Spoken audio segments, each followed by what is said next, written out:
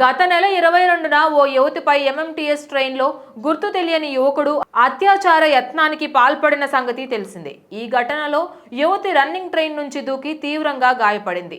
దీంతో ఎంఎంటీఎస్ ట్రైన్లలో మహిళల భద్రతపై ప్రశ్నలు తలెత్తుతున్నాయి. ఈ నేపథ్యంలో ఎంఎంటీఎస్ ట్రైన్లలో సీసీ కెమెరాలపై రైల్వే పోలీసులు కీలక ప్రకటన చేశారు.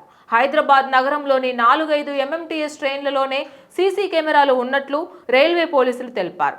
మహిళల భద్రతల కోసం త్వరలో అన్ని ఎంఎంటీఎస్ రైళ్లలోని మహిళా బోగీల్లో సీసీ కెమెరాలు ఏర్పాట్లు చేయనున్నట్లు అధికారులు వెల్లడించారు. అలాగే ఎంఎంటీఎస్ స్టేషన్లలో కూడా కెమెరాలు ఏర్పాట్లపై దక్షిణ మధ్య రైల్వే అధికారులు రైల్వే పోలీసులు పరిశీలిస్తున్నట్లు తెలిపారు.